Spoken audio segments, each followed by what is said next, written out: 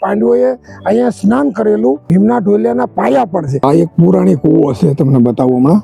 પાંડવો અહીંયા રોકાના હતા તો માર્કંડ ઋષિનો આશ્રમ હતો.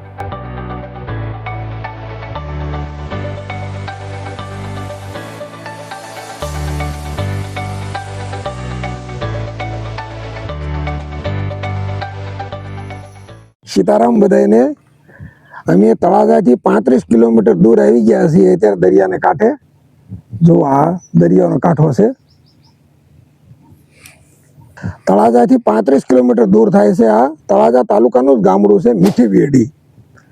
હવે અહીંના સ્થાનિક લોકોનું કહેવું એવું છે કે પહેલા છે ને આ દરિયામાં મીઠી વેડી હતી, દરિયાની વચ્ચે. એટલે એ મીઠી વેડી ઉપરથી તે ગામનું નામ પણ મીઠી વેડી પડેલું છે.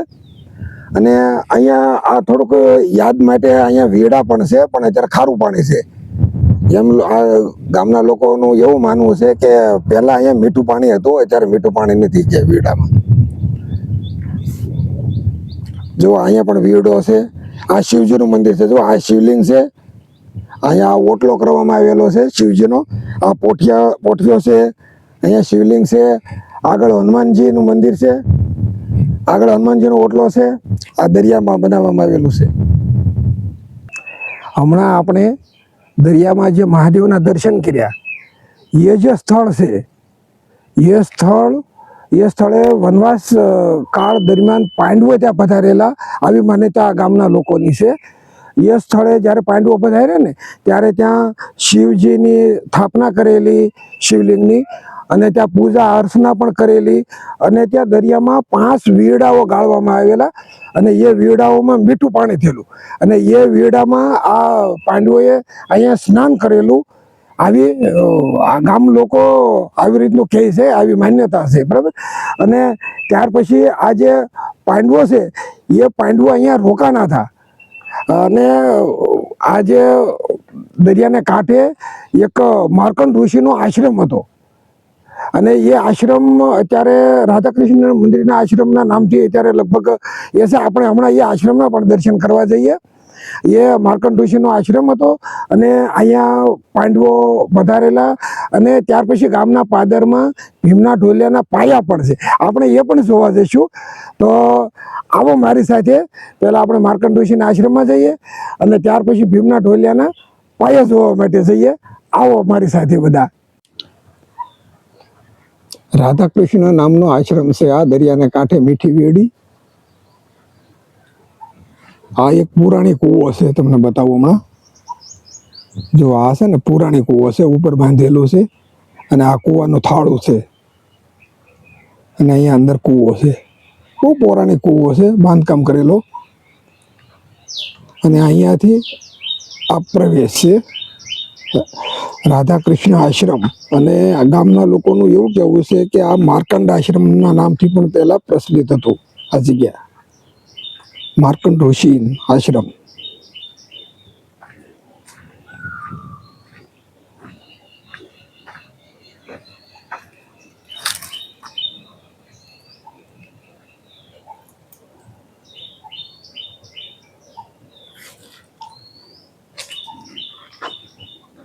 જો આ પુરાણી ઘર, નળિયાવાળા.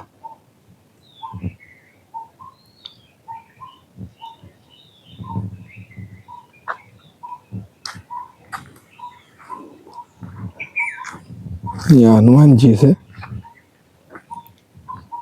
પીપલ વૃક્ષના થડ પાસે.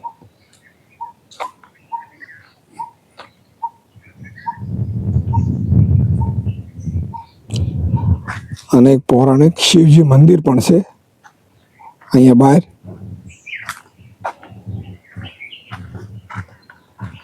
આ શિવજીનું મંદિર.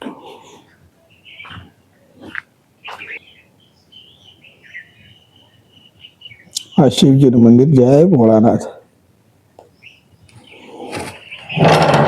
અને આગળ અહીંયા પણ હનુમાનજી છે. જય શ્રી રામ. જો આ મહાકાય ઢોલિયાના પાયા. ગામના લોકો એમ કહે છે કે આ ભીમના ઢોલિયાના પાયા છે.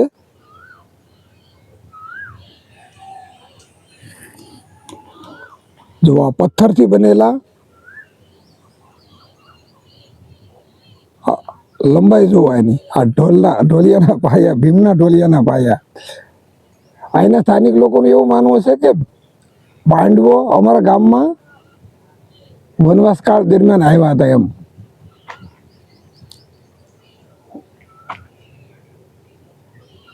જો આ એના હોર્ન પણ છે. જો તમને નજીકથી બતાવું. જો આ હોર્ન છે, આપણે કહીએ ને ઈહું અને ઉપડાના હોર્ન, ઈ આ છે. જો આ ચાર પાયા છે. જો આ એક, આ બીજો પાયો,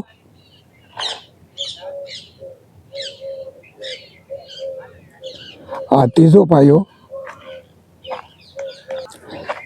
આ હોર્નમાંથી લોકો નીકળે પણ છે, પણ હવે આપણે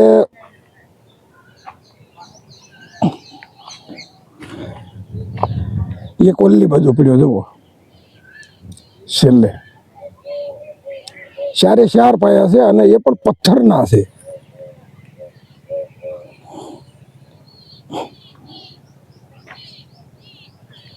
જુઓ અહીં બાજુમાં આંબા વાળ્યું છે. જુઓ આમ કેરી જુઓ, બહુ ફાલ છે કેરીનો.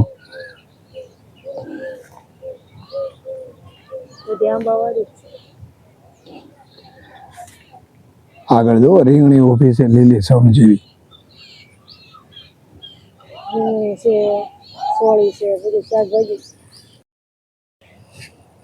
આ ભીમના ઢોલિયાના પાયા તમે બધાએ જોયા, એમ પણ જોયા છે અને તમને પણ દેખાડ્યા છે, બરાબર.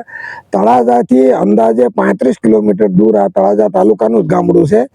મીઠી વીરડી દરિયાને કાંઠે ગામ છે. દરિયામાં મીઠી વીરડી પણ છે અને ત્યાં શિવજીની સ્થાપના પણ છે અને માર્કંડ ઋષિનો આશ્રમ જે આગળ તમને જે બતાવ્યો છે રાધા કૃષ્ણ આશ્રમ તરીકે અત્યારે ઓળખાય છે.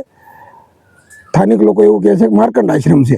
એ માર્કંડ આશ્રમ પણ છે અને આ ભીમના ઢોલિયાના પાયા પણ છે. તો જો તમને મિત્રો આ વિડીયો ગમ્યો હોય તો લાઈક, શેર અને સબસ્ક્રાઈબ જરૂર કરજો. આવજો.